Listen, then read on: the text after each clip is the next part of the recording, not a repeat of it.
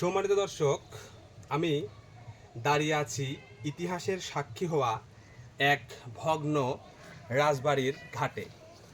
আপনারা দেখতে পাচ্ছেন যে ঘাটটা, এই ঘাটের একদিন জৌলস ছিল।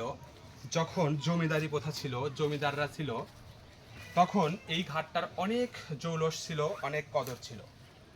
এই রাজবাড়িটা এখন কালের সাক্ষী হয়ে দাঁড়িয়ে আছে আমাদের সিংড়াতে। এই রাজবাড়িটার নাম হচ্ছে, বা জমিদার বাড়িটার নাম হচ্ছে বারৈহাটি জমিদার বাড়ি, যেটা নাটোর জেলার সিংড়া উপজেলার লালুর ইউনিয়নে অবস্থিত।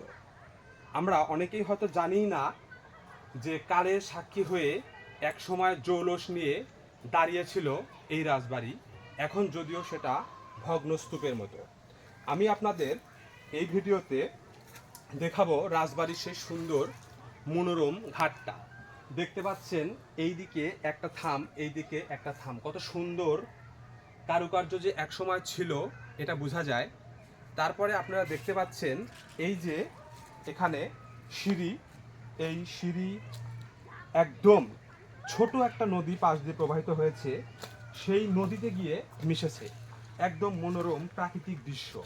হয়তো এই ঘাটেই একদিন রানী, রাজা, তার প্রজা, তার সভাসদগণ একদিন গোসল করেছে।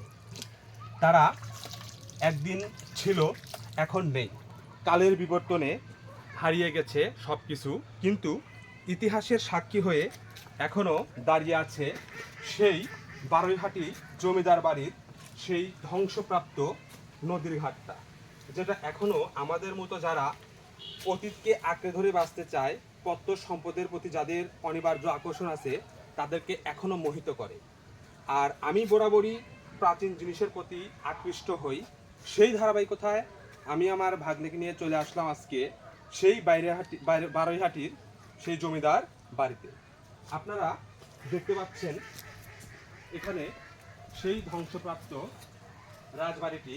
আমি পরবর্তী ভিডিওতে এই রাজবাড়ির খুঁটিনাটি সব কিছুই আপনাদেরকে দেখাবো ইনশাআল্লাহ।